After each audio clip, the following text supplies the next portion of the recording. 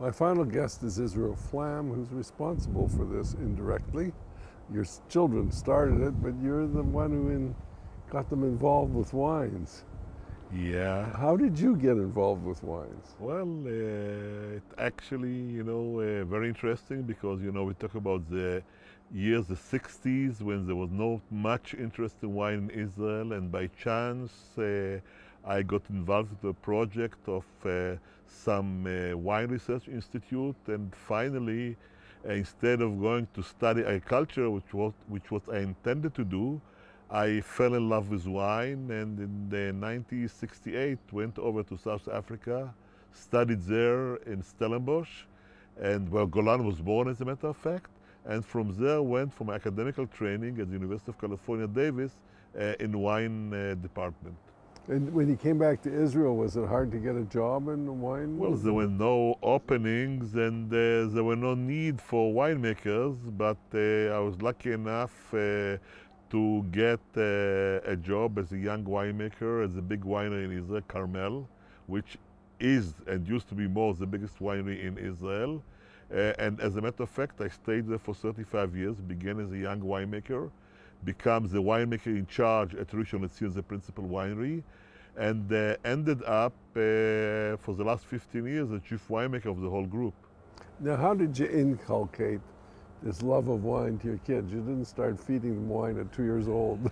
No, but I think that they grew up with wine always in the background. So you brought your work home and talked about it. Yeah, we spoke about it. We were entertaining with wine, and when the kids used to come and visit dad, so it's dad visiting dad at the winery, and then the winery, in the crushing season, when you receive the grapes, it's very picturesque, lorries and trucks come in, unload the grapes, the smells of the fermentation, the tanks, and ending up with a beautiful product as the fabulous wine.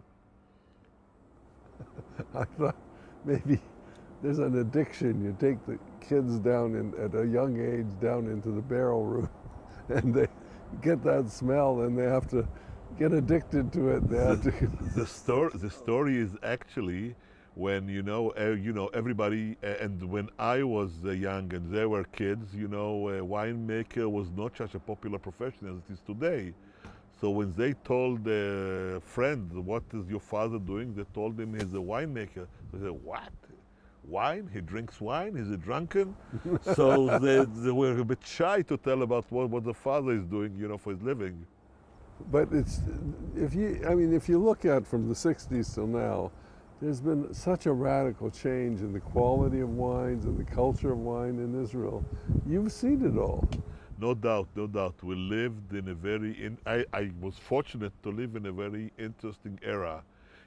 Coming from to Israel, back to Israel in the early 70s, from the South Africa, which was very advanced in winemaking in those days, going to California, studying there, and seeing there's the best way how they advanced, and coming to Israel and then seeing how behind we were, so it was very frustrating. And it took a while, it took some years until people in Israel also started to appreciate and realize.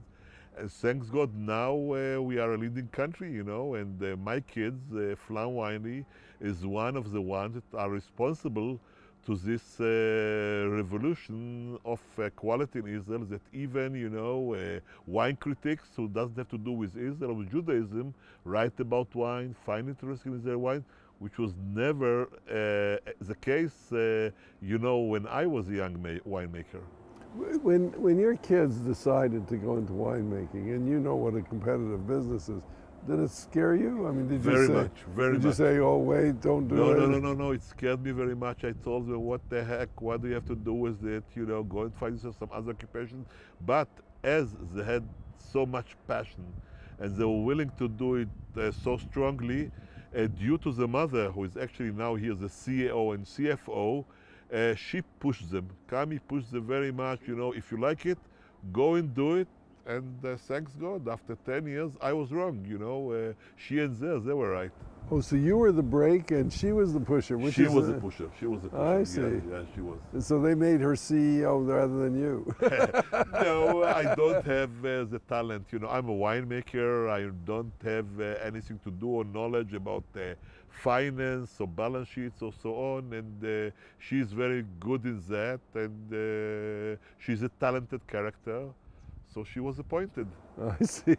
And do you actually help your son taste the wine when he goes We do do. those barrels and he goes down? Yeah, to the, we do taste together. You know, I always think that more than one opinion is better, and we know each other's palate, and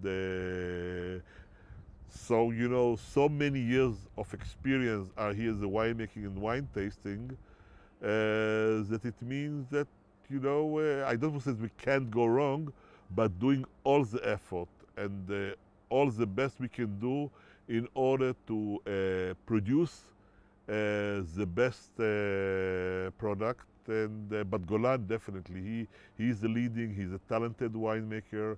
He knows his wine, and as I told you before, the modern winemakers they have a lot of association with the vineyard, and we know it all begins with the vineyard. In my days, we used to make wine, and the grower used to grow grapes, and then the meat in the winery. Nowadays, he has got his input on the vineyard and in picking time and in all treatments in order to make the wine that is in his mind. well, the whole idea of quality wine that's taken over in Israel, and you win lots of prizes now. But they're very different with Carmel. It was a mass producer. What once controlled 85% of the market? It used to be at the beginning. When I began, it had an 80% market share. But if you see over a period of 40 years, which I am involved in the winemaking, its share came down from 85 to less than 40. And all whatever is in between was filled up with new, modern, boutique, personal wineries that, and we all, Flam as well as other, are competing in that market, and the way to survive is to all the time to go for quality, and for people to like your wine. So when you were with Carmel, you didn't, as the winemaker, even when you were chief, did you do the same thing, go down the barrels and taste the wine? Or they didn't do a lot of oak? No, we did to a certain extent oak, but once you become a chief winemaker, so you are more in the offices and in meetings, and I see. you have the chief winemakers behind you that they do the job. But I definitely, all my life, even at Carmel, loved very much the personal feeling, going to the barrels, going to the tank, sampling, tasting, and now when we are in our operations, so it gives me a great pleasure. And when you're doing a tasting, do you sometimes say, wow, this is fantastic, this is really a special barrel? Does that happen? Yeah, it happens because you take a lot of wine, and you split it among 15, 20 barrels, or 50, or whatever the size of the blend is. But sometimes it's the same wine in barrels from different years, a 1-year-old barrel or 2-year-old barrel. Then it's from different producers. So the kind of the trees where the barrels are made of, the kind of toasting, if it's American oak or French oak.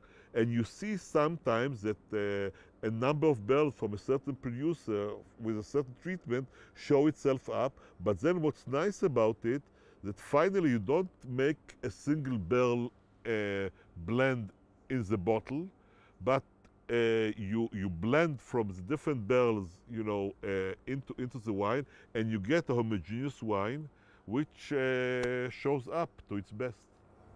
Well, Israel, it's a great profession, I must say. Yeah, it's a great way to spend your life. Yeah, it is a profession that, what I'm saying, what I am proud of, that all my life, and I'm now at the period that I'm almost, I want to work forever, so I have got less to work than I worked before, but I must say, with a profession like this, with a lot of passion, If you don't love it, don't get into it. It's not just a profession to make a living. It's a combination. I would say you are a philosopher, so you may explain it. Sort of a profession that combines, science with art. And there's a great art in it. Thank you very much, Israel. Thank you, and l'chaim. L'chaim, and thank you for your 2 children and your 3 children, because you have a daughter as well. Yeah, Geffen. Her name is Geffen. Geffen is a vine in Hebrew. So it shows our roots in the winemaking. Mazel tov. Thank you.